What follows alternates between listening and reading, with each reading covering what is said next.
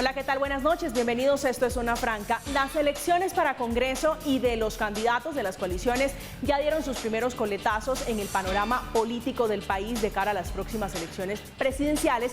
Primera vuelta del 29 de mayo, contándoles y restándole la candidatura presidencial de Óscar Iván Zuluaga, que hace apenas unas horas se hizo a un lado. El mayor beneficiado de la decisión es Federico Gutiérrez, ganador de la coalición Equipo por Colombia, luego de que, aunque aún no se anuncia de forma oficial, el uribismo estaría pensando acompañar su campaña política sumado a los apoyos de los integrantes de su coalición.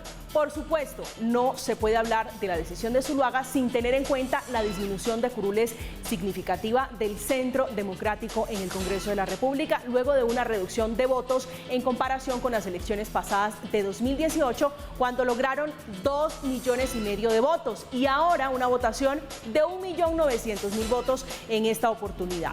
En la otra orilla está Gustavo Petro, quien, como se preveía, logró ser el candidato del pacto histórico. Se impuso ante Francia Márquez. Sin embargo, el domingo dejó varias premisas, como el destape de ella, de Francia Márquez, quien logró casi 800.000 votos. Todo un fenómeno en la política, y por supuesto la de Sergio Fajardo, donde se impuso Francia Márquez sobre él en la coalición Centro Esperanza, y además la mayor votación del Congreso, logrando 16 curules en estas elecciones. Así las cosas, con la salida de 12 precandidatos, hay un candidato, se comienza a perfilar con las fuerzas políticas y alianzas de cara a las presidenciales. ¿Quiénes fueron los ganadores y los grandes derrotados en esta elección? ¿Cuáles son los retos del nuevo Congreso? Bienvenidos, eso analizaremos esta noche en Zona Franca.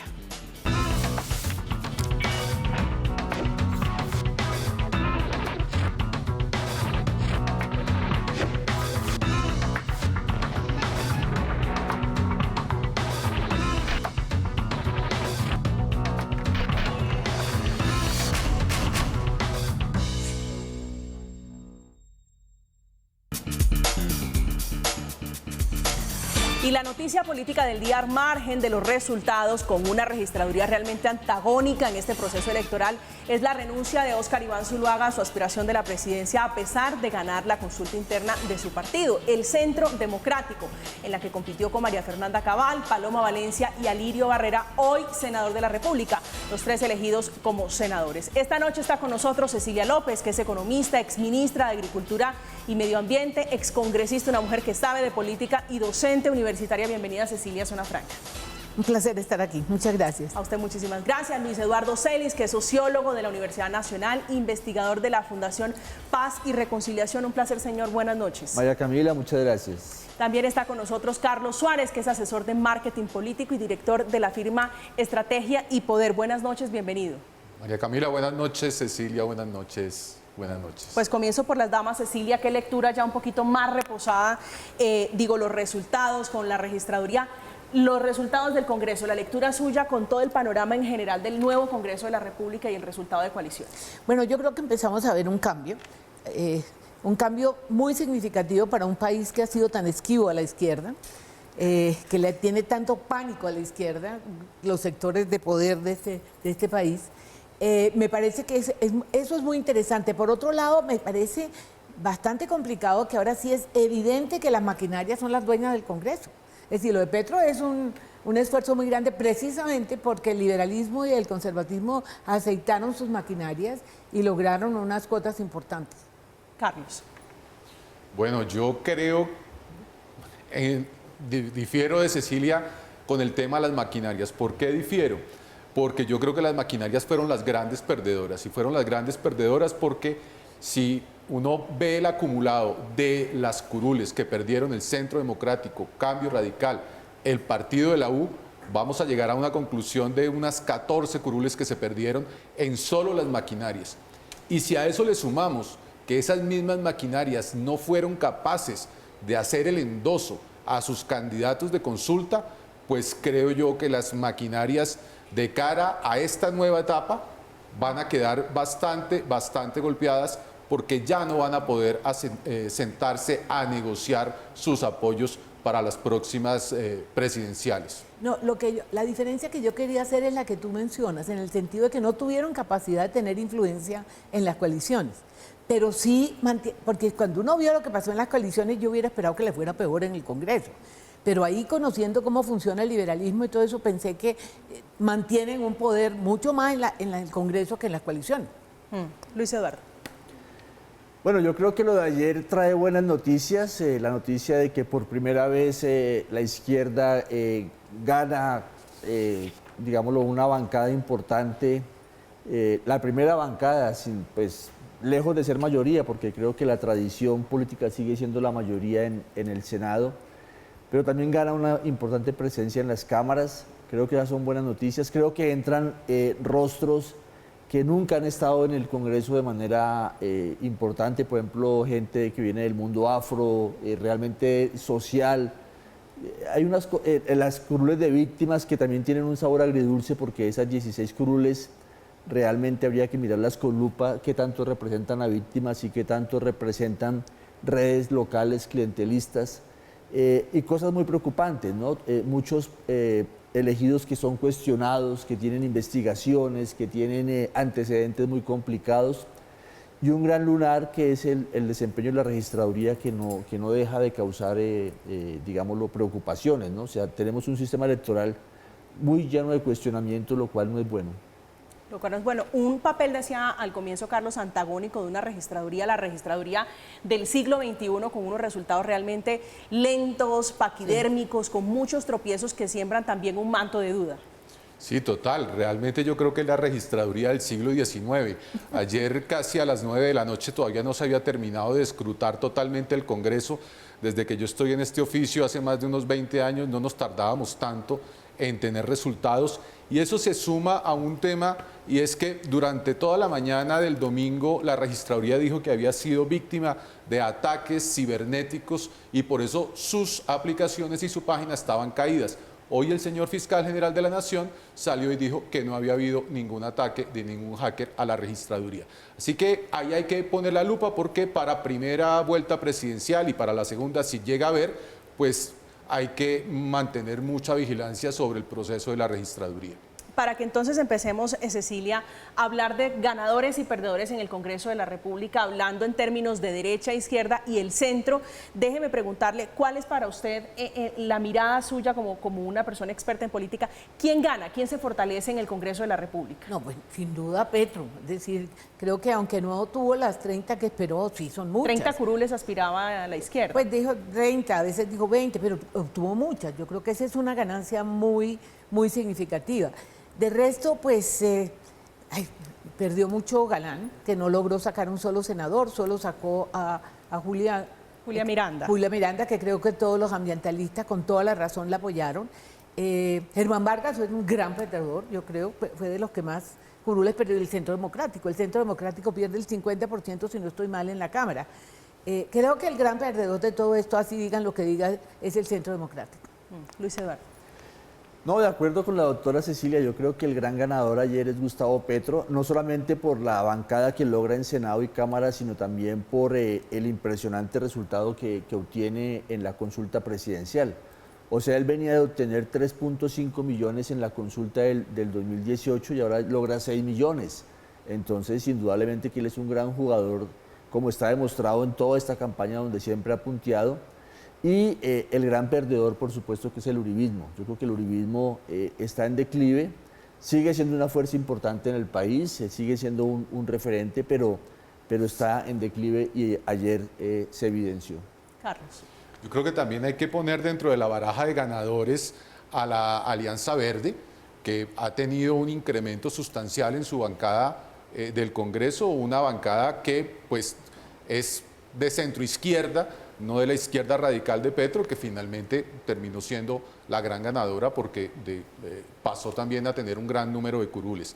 Entonces yo creo que ahí hay un cambio de fuerzas importante en el Congreso de la República que tienen que empezar a hacer pensar también a la derecha y al centro derecha qué es lo que van a hacer de cara a enfrentar la candidatura presidencial para primera vuelta. Pero hablando en términos de Congreso, la centro derecha queda un poquito marginada, un poquito desaparecida en el Congreso. Digo, la derecha se queda con 55 curules, la izquierda con 52 curules.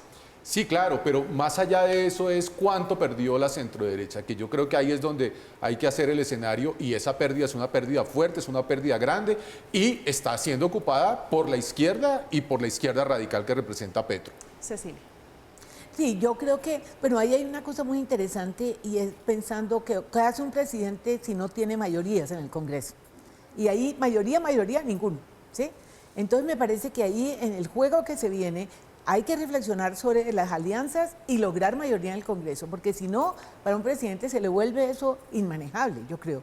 Entonces, eso puede determinar mucho, bueno, ya sabe Fico que tiene todo el uribismo con él, y Petro va a tener que pensarlo muy bien, porque si se junta con el liberalismo, pues ahí logra, no sé si mayoría, pero una proporción, sí, la proporción más alta probablemente. Pues es que Petro también tiene al uribismo dentro de su bancada, porque allá está Benedetti, está Roy y algunos otros que se pueden terminar yendo.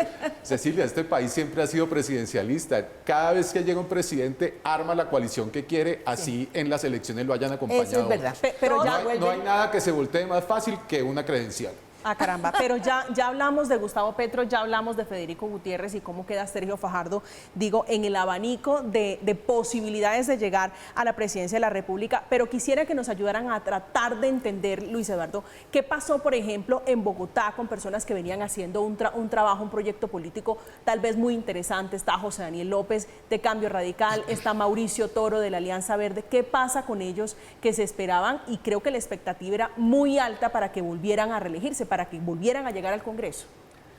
No, yo creo que la competencia en Bogotá es muy fuerte, o sea, realmente Bogotá tiene un voto libre, yo creo que donde más voto libre hay en el país es en Bogotá, o sea, donde realmente las maquinarias no, pues juegan y tienen un peso, pero tienen también una gran posibilidad de generar opinión. Que no hayan salido personas como José Daniel, como Mauricio, es difícil porque son buenos parlamentarios, gente juiciosa, gente trabajadora. Muchos que aspiraban no llegaron, como Gabriel Cifuentes, por ejemplo, que hubiera sido una gran noticia, pero la buena noticia ahí es, por ejemplo, la importante bancada que saca el pacto, que saca 7 parlamentarios en Cámara, que es impresionante, o sea que yo creo que Bogotá es un sitio muy complicado para la política, pero también con muchas posibilidades porque hay mucho voto libre en Bogotá. Mucho voto de opinión, Carlos. Se castigó también muchísimo a la administración de Claudia López, ¿no?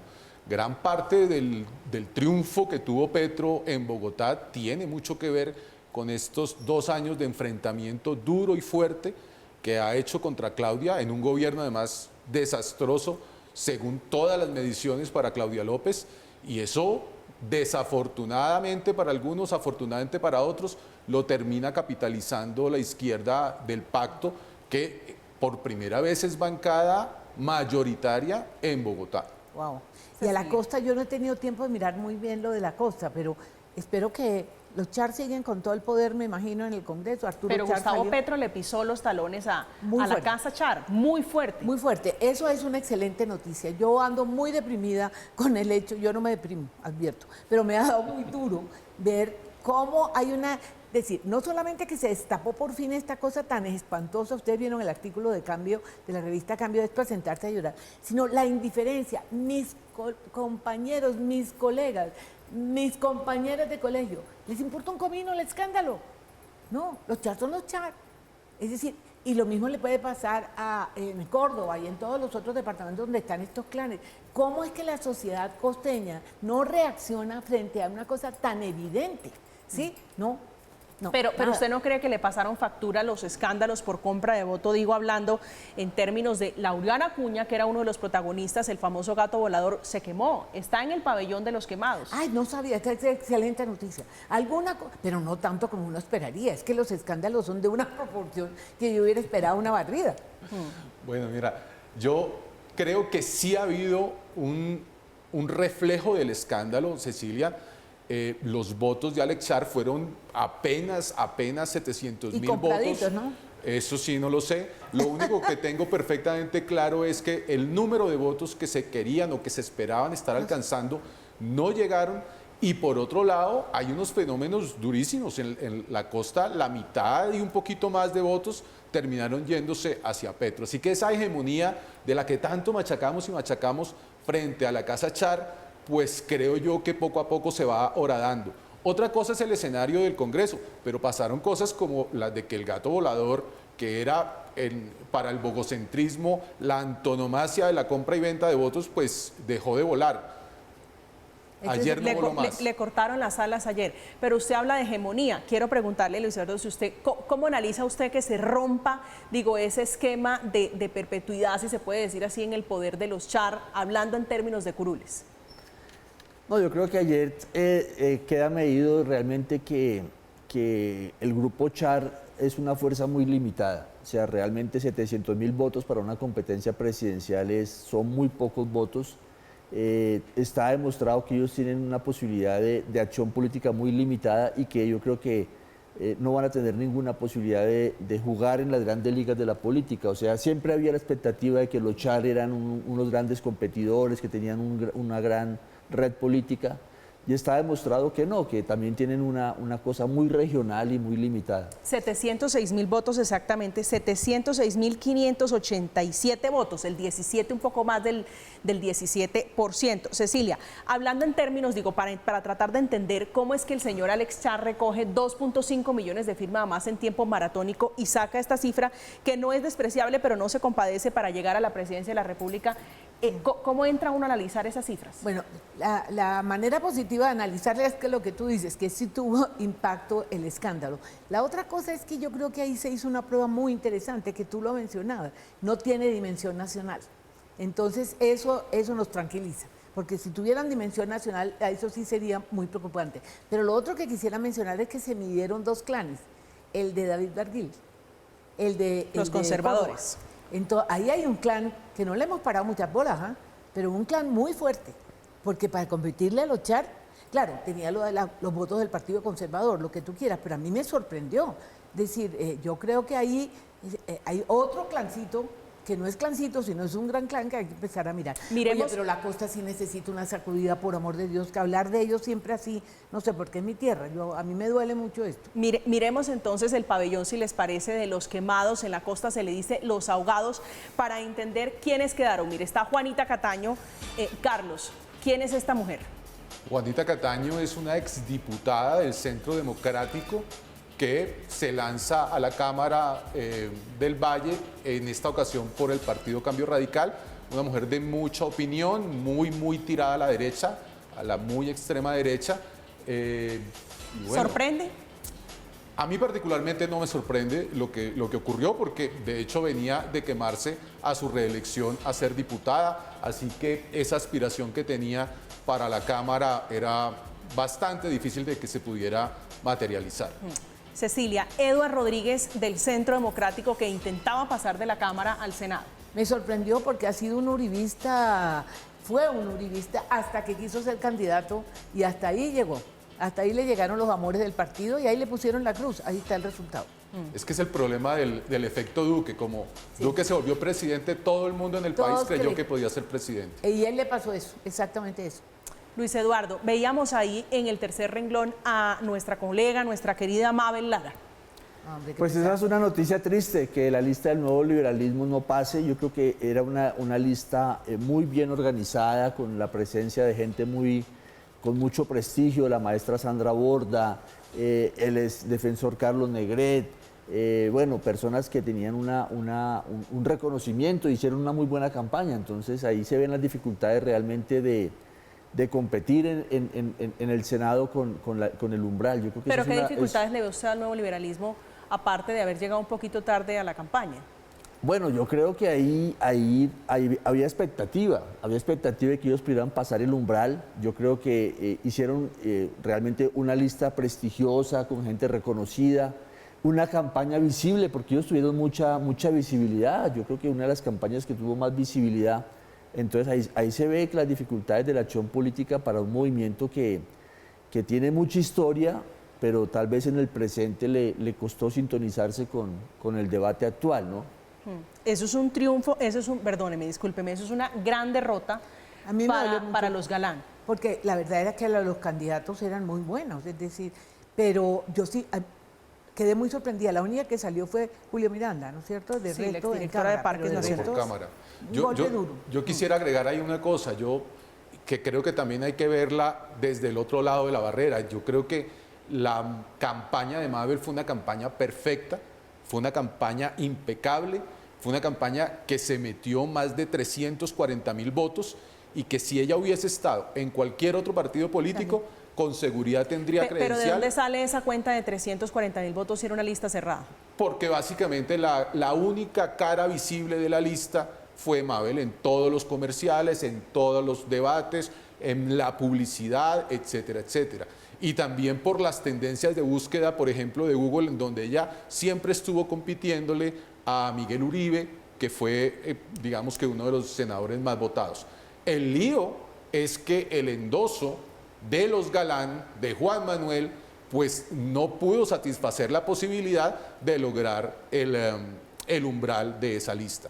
Así que yo creo que desde un principio había una gran posibilidad de que esa lista no alcanzase el umbral, precisamente porque no había una estructura que pudiera llevar a boca de urna el suficiente número de electores. Es decir, para hablar un poquito del fenómeno de los nuevos candidatos, de las caras nuevas que participaron en esta contienda, su teoría es que la cara visible, es decir, vende. Mabel Lorena Lara es una mujer muy reconocida, una mujer muy carismática, a quien particularmente y personalmente quiero mucho, pero usted dice los 300.000 votos vienen de ella. ¿Dónde queda, por ejemplo, el exdefensor del pueblo Negret, mujeres como Yolanda Perea, mujeres como Sandra Borda, entre otras? Pues el nivel de conocimiento de todas las personas de las que tú me hablas es prácticamente ninguno dentro de un mercado electoral tan competido como lo es una campaña al Congreso de la República. Y como en todo producto, cuando tú sales al mercado, lo primero que tienes que hacer es que el elector te lo conozca. Y aquí la única cara conocida de esa lista realmente para el nivel nacional era Mabel. Sí, porque Sandra tenía mucho reconocimiento en Bogotá y en los medios académicos, digamos. Y hizo una campaña muy linda. Yo creo que ella hizo un gran esfuerzo. Pero mire, yo hablo de mi experiencia. Yo después de 20 años de estar en el sector público, de ser ministra de lo vivo y lo humano, me lanzo al Congreso, me lanzan, porque yo no quería estar en el Congreso, me ponen de cabeza de lista, casi no salgo. Entonces, imagínense lo difícil que es. Es que eso es, competir para el Congreso se necesita mucha maquinaria atrás, mucho esfuerzo, mucho reconocimiento y es muy difícil, es muy difícil. Y empezar por el Senado es un riesgo aún más alto. Y se ha vuelto, digamos que estigmatizante hablar de maquinaria, pero los partidos políticos y sus estructuras realmente son las maquinarias que pueden garantizar la posibilidad de que la gente llegue a boca de urna, porque así funciona el sistema. Cuando tú no tienes la estructura o la maquinaria detrás, pues pasan cosas lamentables. Muy buen candidato, pero sin estructura no sale. Aquí hay un ejercicio muy interesante, lo planteaba Cecilia, y es el caso de David Barguil. No le alcanzó para ser el ganador de la coalición Equipo por Colombia, pero los conservadores metieron una votación importante en el Congreso. Sí, de acuerdo. Sí, yo he planteado que el conservatismo conegió a David Barguil, porque no puede ser que una de las estructuras más importantes que tiene el país no puede sacar, es más, no le pudo endosar ni siquiera la tercera parte de sus votos. 2.2 millones de votos se mete el Partido Conservador en sus listas al Senado y David se mete 600 y pico de mil. ¿En dónde están las otras 2/3 partes de una supuesta maquinaria que estaba votando con David? Y pues lo conejaron. Él creyó que tenía la maquinaria del Partido Conservador. No, y sí la tiene, pero no le votó a él. Pero no le votaron a él. Pero no le votó a él. Luis Eduardo. No, yo creo que aquí también la reflexión sobre la dinámica de hacer política tiene que llevarnos a las garantías para hacer esa política. Yo también creo que, por ejemplo, la financiación de las campañas sigue siendo un gran problema. O sea, si tienes recursos puedes hacer publicidad, puedes ir a la televisión, a la radio. Eso genera mucha desigualdad en la competencia política. Y por supuesto que el Senado son las grandes ligas y allí la competencia es tremenda y es una lástima que, por ejemplo, Fuerza Ciudadana, que fue otro movimiento que no alcanzó el umbral o el nuevo liberalismo no lleguen porque podrían enriquecer el debate en el Congreso. ¿Qué pasó con Fuerza Ciudadana, por ejemplo? ¿Qué lectura está haciendo usted? Ese es el movimiento de los Caicedo en Santa Marta, muy fuerte en el Magdalena. Que es otro clan, ¿no? Sí, ese es otro clan, un poquito... A mí siempre me fascina que dicen el clan de los Char y el clan de los Name, pero nadie dice que el clan Caicedo, ¿no? Ese es otro clan que lleva incrustado en el Magdalena desde hace más de 10 años y que se comportan como un clan hasta el punto que hoy quisieron llegar al Congreso de la República con sus propias listas, y ahí sí yo difiero. Desafortunadamente no, yo creo que afortunadamente ahí hubo un tranque para que no pudiera llegar ese clan al Congreso de la República, un nuevo clan. Sí, pero usted que plantea el tema de Fuerza Ciudadana, Luis Eduardo, estábamos viendo en pantalla al profesor, al doctor Gilberto Tobón, que era de ese movimiento, que fue uno de los grandes sacrificados. Aproximadamente 170.000 votos que se fueron perdidos porque no les alcanzó. Sí, yo creo que, yo creo que la presencia de Fuerza Ciudadana y la presencia del liderazgo del gobernador Caicedo me parece que es positivo. O sea, Magdalena, si uno evalúa lo que es Santa Marta y Magdalena en estos últimos años, en comparación con lo que era, uno sí ve una renovación de la clase política del Magdalena. A mí me parece que, yo comparto que no hay que hablar, digámoslo, de clanes y de redes políticas en negativo, sino sobre su desempeño. O sea, uno puede criticar a los Char es por su desempeño, no porque sea, digámoslo, pecaminoso o censurable las redes políticas. Los partidos, se requieren partidos políticos. La pregunta es el desempeño de esos partidos políticos y de esas redes políticas. Y a mí me parece que Fuerza Ciudadana no llega porque es una competencia importante. O sea, lograr un umbral del 3% significa en este caso 600.000 votos, que no son fáciles de conseguir.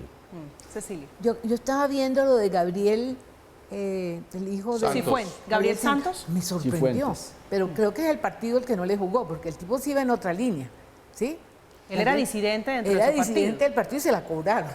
¿Sí? Pero creo que era una postura interesante dentro del Centro Democrático, una voz que no fuera pues absolutamente sumisa, que un tipo que decía cosas interesantes. Me pareció que es una pérdida, pero sí creo que el partido no lo ayudó, porque para el partido era un dolor de cabeza. Pero antes de que pasemos al Centro Democrático para analizar lo que pasó en Bogotá, lo que pasó en otras regiones donde históricamente había sido fuerte el Centro Democrático, el partido del expresidente Uribe, déjeme preguntarle, Cecilia, sobre lo que pasó con Fuerza Ciudadana. Holman Morris, por ejemplo, con un poco más de 9.000 votos, que eso realmente...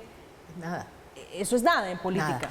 Pues muy sorprendente, pero fue que él también tenía otra lista, ¿no? Él no estaba... ¿Él estaba en qué lista? Fuerza Ciudadana. Fuerza Ciudadana. En Fuerza Ciudadana. No, fue un golpe muy duro. A él le pasaron una cuenta de cobro violenta y tuvo mucha visibilidad, tenía su propio programa en YouTube, todo ese tipo de cosas.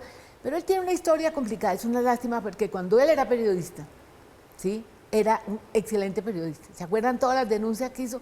Pasó a la política y yo no sé qué le pasó. Yo siento que Es que la política todo lo daña, Cecilia. Sí, yo creo, por eso hay que el que salirse. pasa del periodismo a la política tiene líos. Qué lástima, porque la política, sin ver, María política, Camila, ¿cómo tú pilas. manejas el poder? No, yo afortunadamente no tengo ese bichito, no tengo el gusto por la política desarrollado.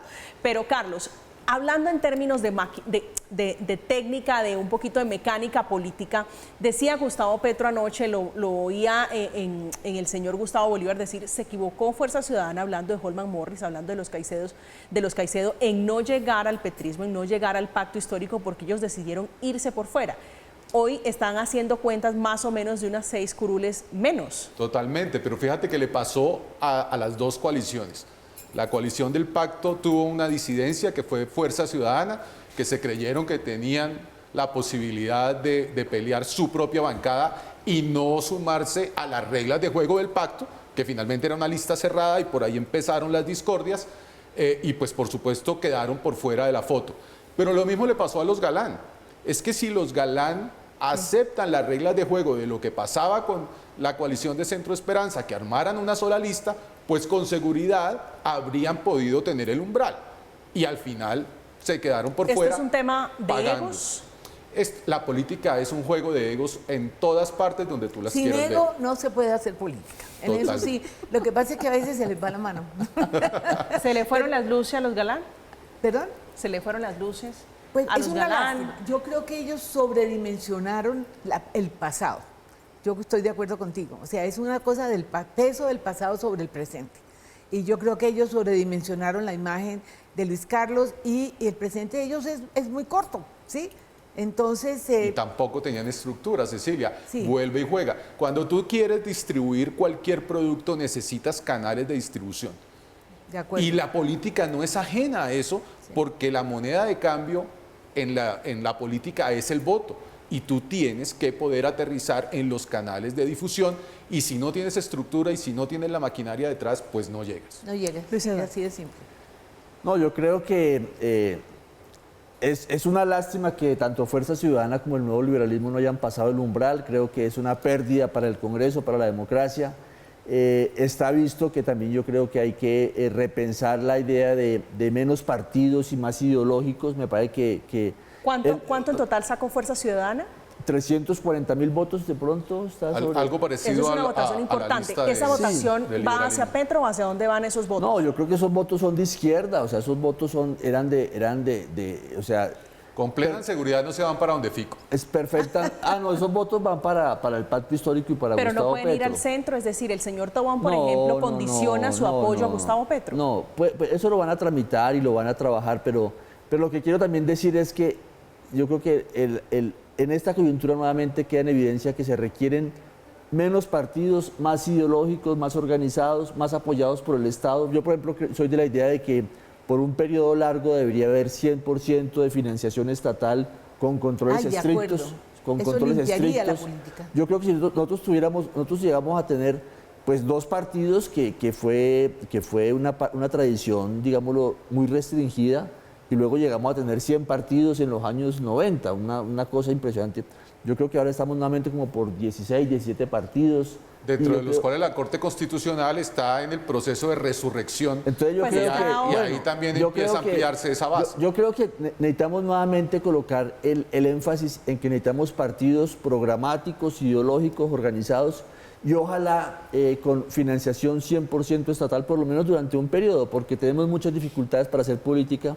Pero volviendo al punto del nuevo liberalismo y de Fuerza Ciudadana, creo que la evidencia es que fue un error lo que hicieron y bueno. Allí ahí también están. está Salvación Nacional, Cecilia, que son los tres, hablando Salvación Nacional, el nuevo liberalismo, los vehículos nuevos para hacer política revividos por la Corte Constitucional.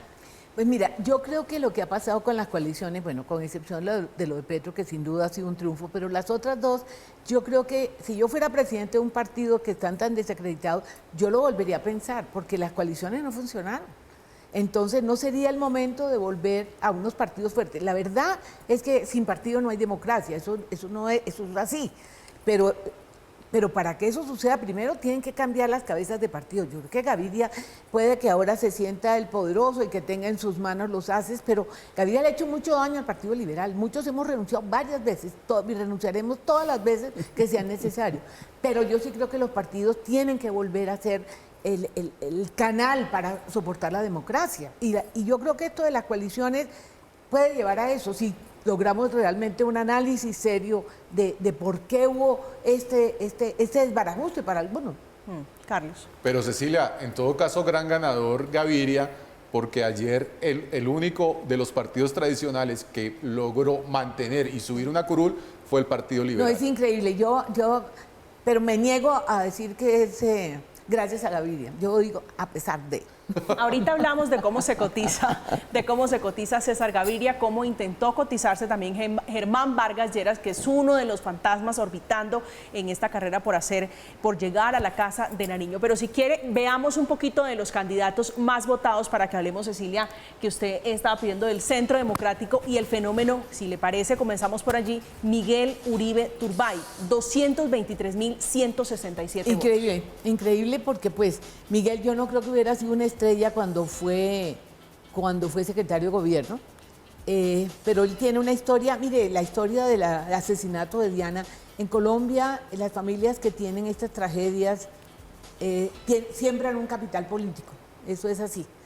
Y bueno, yo creo que el uribismo se la metió toda, pues no quiso poner ¿cómo se llama? María Fernanda Cabal. A María Fernanda Exacto. Cabal, que fue Entonces, la segunda, ha Que sido fue la segunda mujer, votación. la mujer más votada en la historia de la política, ¿Quién? entiendo yo, María María Fernanda Fernanda. Cabal. Eso muestra cómo está la política en el país. No, yo creo que ahí Uribe y el partido se la jugaron bien jugada, pusieron a encabezar a Miguelito Uribe, que en todo caso es un delfín, dejémonos de eufemismos, él es un delfín, y pusieron a cerrar lista a María Fernanda, que venía haciendo una campaña presidencial y tenía todo un boom de marketing y digital detrás. ¿Es un delfín de quién? Discúlpeme, porque él ha estado siempre muy cerca, por ejemplo, a Peñalosa en una coalición diferente. No, él es delfín de su papá y de su apellido. y se mueve con esa marca en diferentes partidos. Y lo de María Fernanda, que creo que fue también un cabezazo interesante, porque miren, en medio de la debacle de este gobierno, porque este es un gobierno que ha sido uno de los peores de la historia, también lo dicen todas las encuestas, pues el Centro Democrático, además sin Uribe encabezando, que era el gran elector, perdió 5 curules, pero no perdió más de 5 curules. Es decir, esto podría ser una catástrofe muchísimo más grande para el Centro Democrático. Y creo que finalmente tuvieron mucho que ver la manera como se organizó esa lista, con Miguel encabezando, con María Fernanda cerrando la lista. Y quería ser María Fernanda la más votada, no lo logró, le gana allí Miguel Uribe. ¿Hay alguna explicación, digo, hablando en términos políticos, de por qué Miguel Uribe, que no se creía tenía tanta fuerza, tanto caudal político, le gana a María Fernanda Cabal? Es que Miguel Uribe aglutina como dos cosas. Uno, gran parte de la votación del Centro Democrático, pero él estando en la Secretaría de Gobierno con Peñalosa tendió unos puentes muy grandes con diferentes fuerzas políticas de Cambio Radical, de Partido Liberal, que también sumaron dentro de esa alianza para ponerle unos votos a Miguel. Luis Eduardo. No, yo creo que el Centro Democrático tiene opinión en Bogotá también. Yo creo que no es solamente un nombre y una red política, que por supuesto los tiene, sino también una opinión que apoya al Centro Democrático, que se ve representado ahí. Y el número 1, de todas formas, es un número que jala. Y el apellido también jala muchísimo. Entonces, yo creo que todo eso confluye en esa buena votación. El nombre, la red política, la favorabilidad del número 1, todo eso junta para ese buen resultado. Y la historia, ¿no? Estamos en Zona Franca analizando los resultados de elección a Congreso y coaliciones. Más de 5.800.000 personas votaron en la consulta del Pacto Histórico de Gustavo Petro. 2.200.000 lo hicieron por la coalición de la Esperanza, donde resultó ganador Sergio Fajardo, y 4.100.000 personas votaron por Equipo por Colombia, donde resultó ganador Fico, Federico Gutiérrez. Ya regresamos.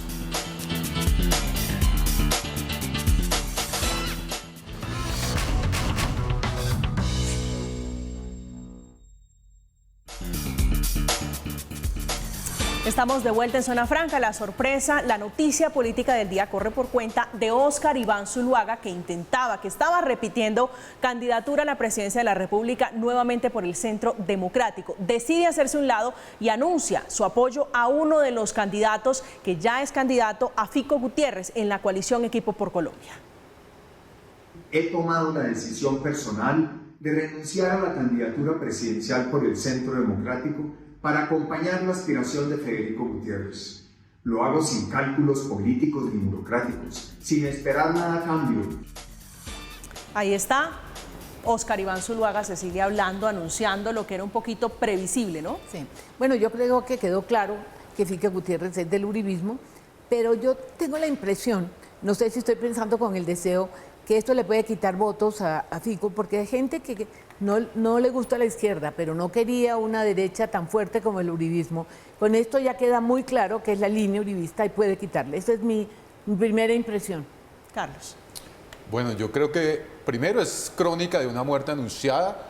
Óscar Iván era un cadáver que deambulaba por la campaña política sin el acompañamiento de absolutamente nadie en las bases del partido, del Centro Democrático, y lo que tenía que hacer era desmontar su candidatura. Ahora, que eso le sume o no le sume a Fico, yo creo que esa foto es una foto que no le sirve a Fico. La foto de Óscar Iván Zuluaga no aporta absolutamente nada, y en todo caso el Centro Democrático ya está con Fico. ¿Se refiere a la foto del doctor Zuluaga anunciando su apoyo a Federico Gutiérrez? La foto de Federico con Zuluaga recibiéndolo. Una eventual foto. Una eventual foto posterior, esa yo creo que no conviene tomársela, entre otras cosas porque las bases del Centro Democrático ya están con Fico y ya votaron con Fico desde ayer. Pero usted cree, decía Cecilia, esto era sabido, Fico Gutiérrez es uribista, es del uribismo.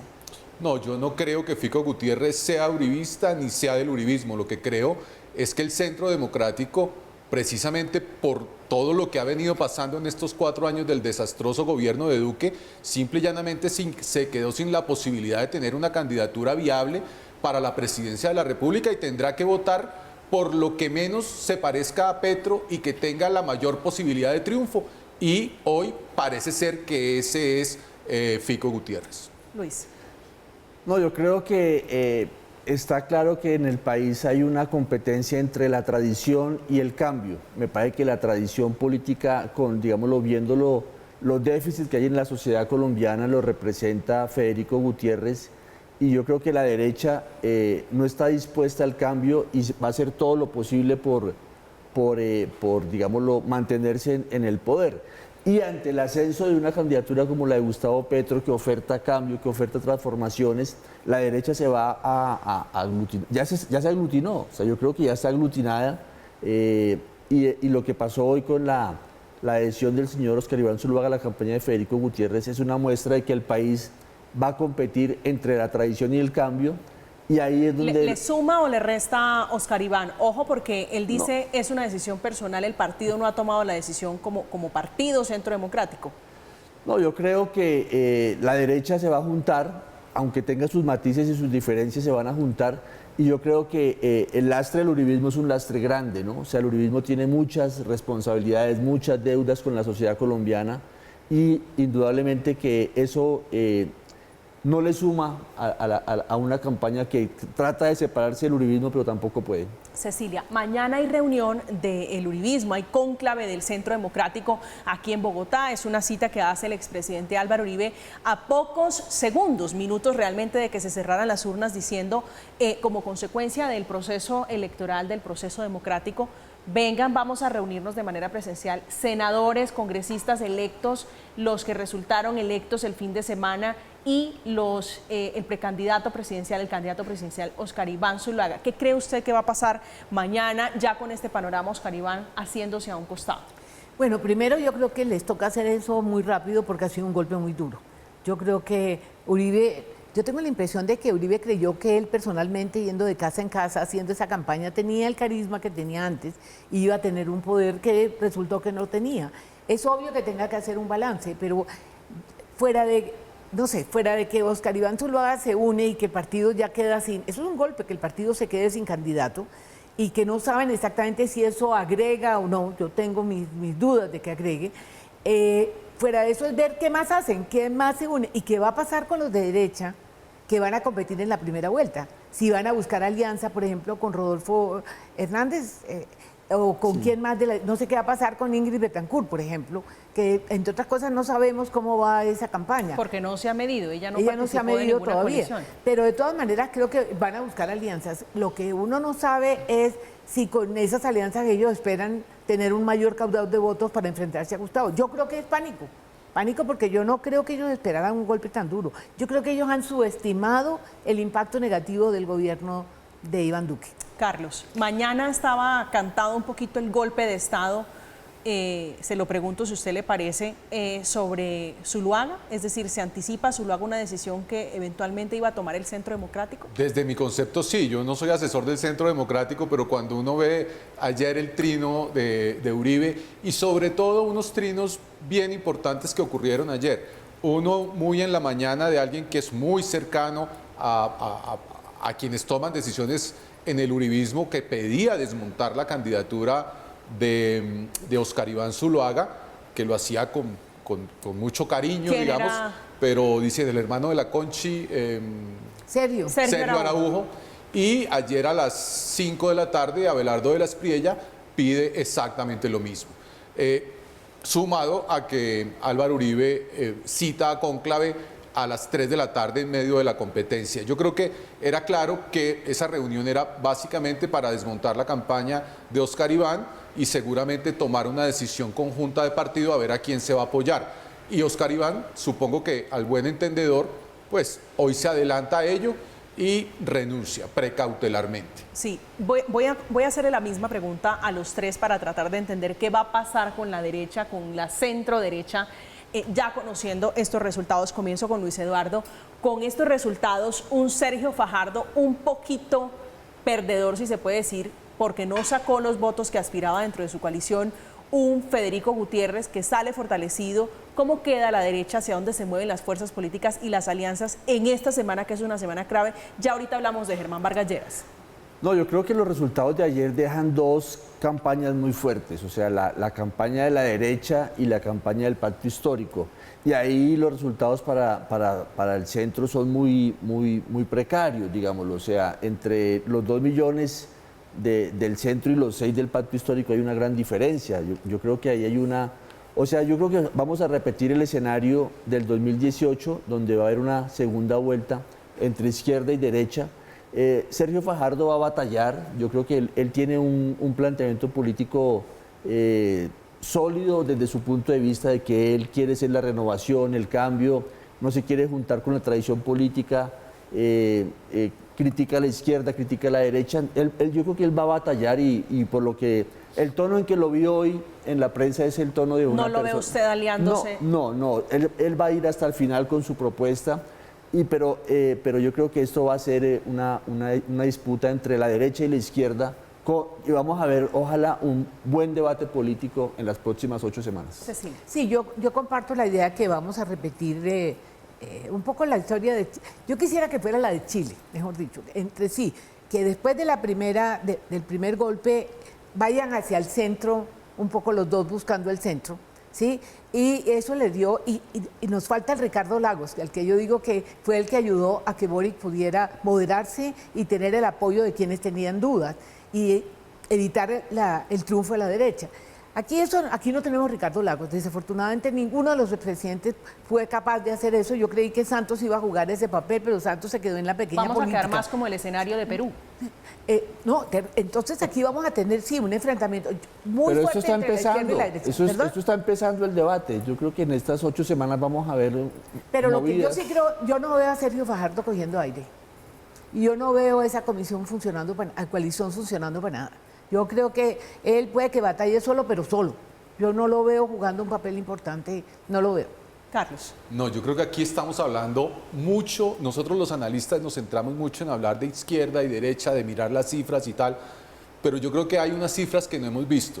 Fíjense ustedes que ahora mencionaba que 6 millones de electores que llegaron ayer a boca de urna dijeron: ninguno de ustedes, señores, que están compitiendo para la presidencia me convencen. Ninguno, absolutamente ninguno. Eso, ahí hay 6 millones de electores que votaron Congreso, que votaron Congreso y que consulta. no votaron consulta.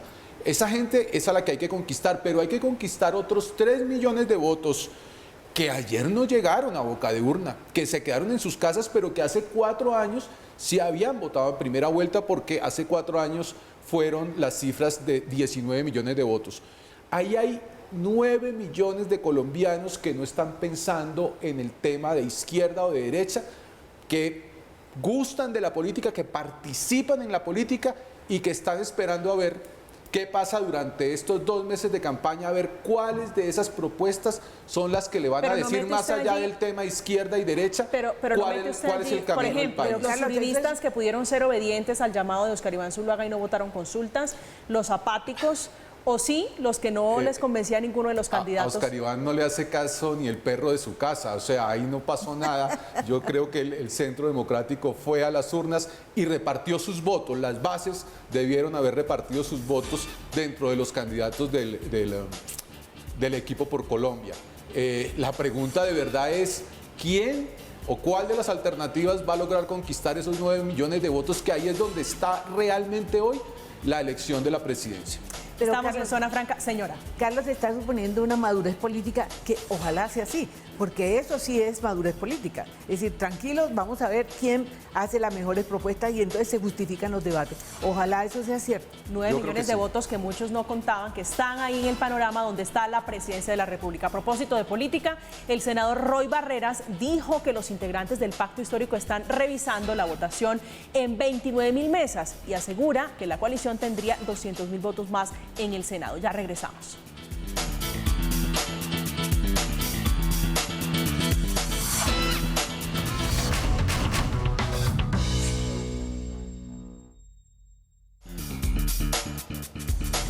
Estamos de vuelta, terminando ya Zona Franca. Conclusiones, Carlos, ¿cómo quedamos entonces en un fantasma orbitando que se llama Germán Vargas Lleras y un señor allá esperando que le peguen la llamadita, que es César Gaviria? Bueno, como 2 cosas. Germán se jugó una precampaña de una semana a punta del guerrero y la música y tal.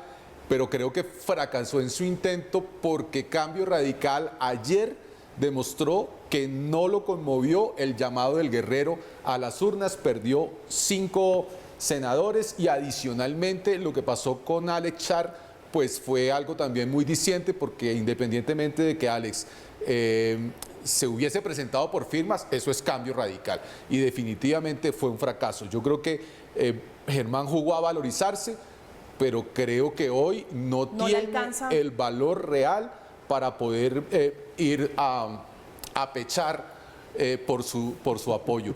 Y otro tanto creo que está ocurriendo con Gaviria. Yo insisto en que las maquinarias y las estructuras políticas ayer dejaron de ser importantes y los que son importantes son esos 9 millones de votos independientes que están ahí y que los tiene que terminar conquistando cualquiera de las opciones con posibilidades que está corriendo por la presidencia para la primera vuelta. Luis Eduardo, su conclusión. No, yo creo que estamos en un debate abierto. Creo que por primera vez en el país hay posiciones muy contrastadas de lo que se debe hacer.